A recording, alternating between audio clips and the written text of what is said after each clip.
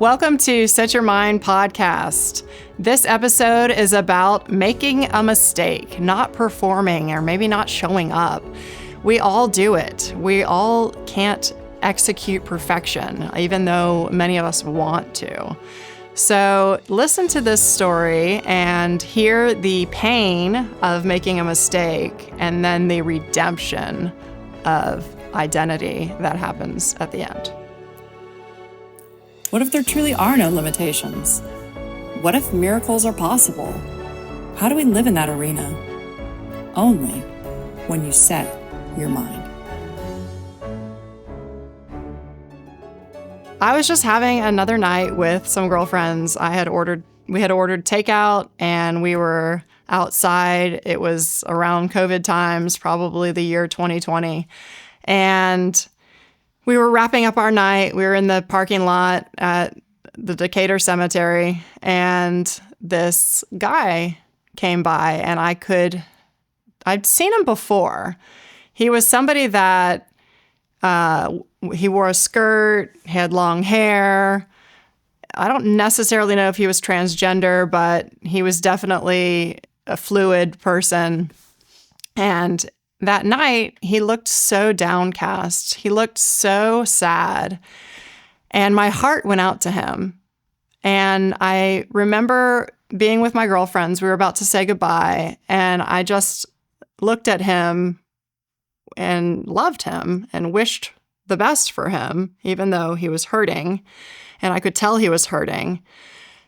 While I was looking at him, I felt the heavens, I had an understanding that the heavens opened. It was definitely a spiritual experience, and I don't really know how to explain it other than I knew that the invisible realm, there was an opening. And at that moment, I was overwhelmed with God's presence. And what that looked like was this awe and reverence for holiness. And how I responded to that is where I feel that I deeply failed. So to me, God's kid is hurting, this man in a skirt. He's walking by, he's sad, and the heavens open.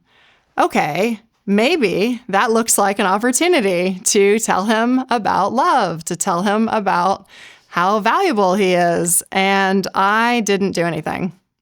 I froze. I had a complete panic moment where I'm going through my mind what I can do for this guy.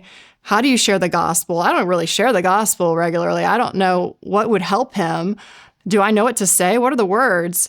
And I didn't do anything. And then everything closed up, and then he went on his way. And I panicked internally because I didn't actually give that man love like I knew I could have given him.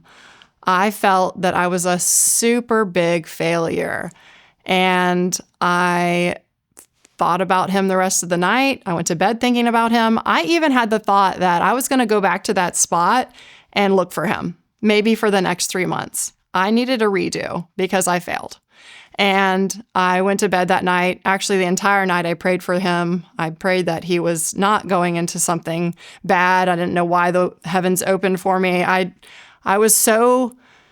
felt the weight of the moment, and I felt like it was on my shoulders, and I did not come through for that man.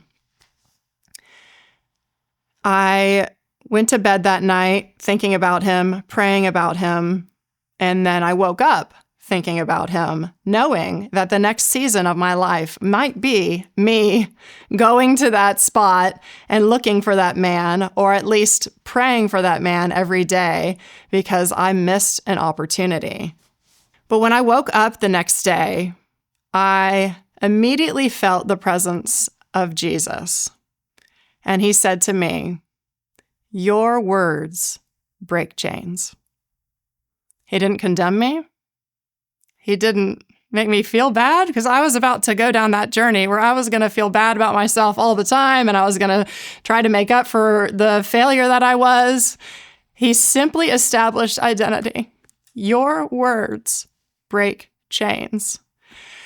And that is why identity is so important. We must know who we are, because at that moment where I panicked, I think I, in my mind, thought, what do Christians do? I'm a Christian. Like, what should I do? What does evangelism look like? What is the protocol? What is the 101? And Jesus was simply saying, your words break chains. He was simply saying to me, your identity is one that loves. And by the simple act of you opening your mouth, you have the power to break chains. That is who you are. That is who I've created you to be. That is what we're doing.